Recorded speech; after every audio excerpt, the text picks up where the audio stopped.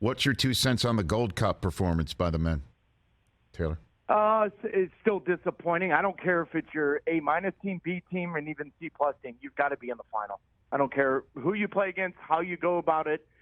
The United States men's national team is deep enough to field 2 teams that should go there. And so that's as disappointing as anything. Now, in saying that, this is also coming off a Winter World Cup. So it's difficult to assess some players. Some players are completely knackered, Rich. They are exhausted. They've played for 18 straight months without an offseason. So I'm going to give them a pass.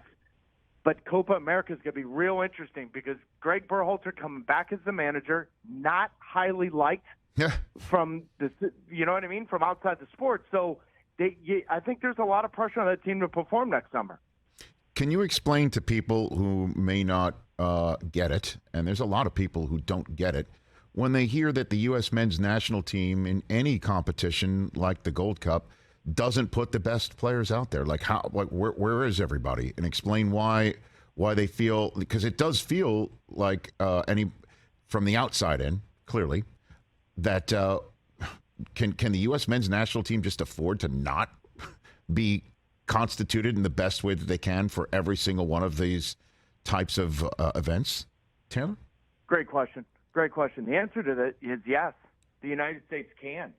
I think because right now you have players playing at the highest of levels, Rich, that we've never had, right? So you've got to allow those players to be ready for their club season, because what's most important for the U.S. national team is that the players playing at the highest level are playing consistently. They're not sitting on the bench. Pulisic moving to AC Milan, a massive move for him, for his confidence.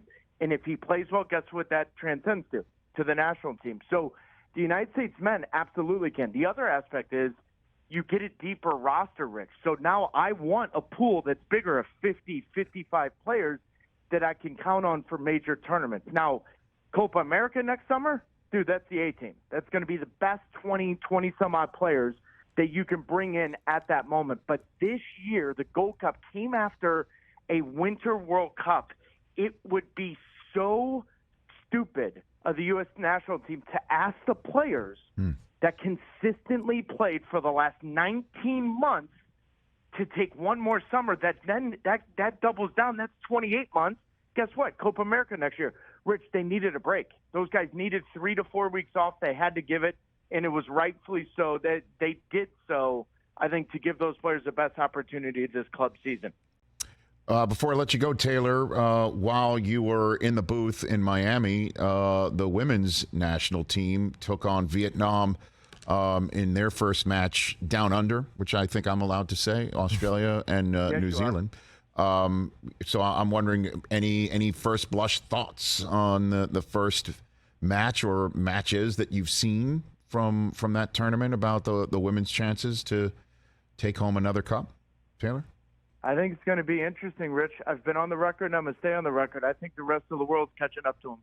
And I get it. I'm saying that as they're trying to chase their three-peat. I understand all of that.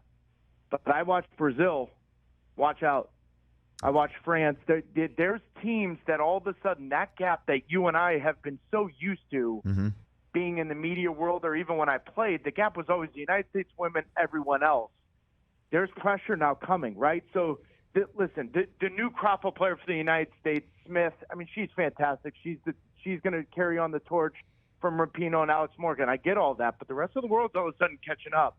And I think the U.S. viewer now is going to be exposed to the U.S. women being challenged a little bit more than they have in years past.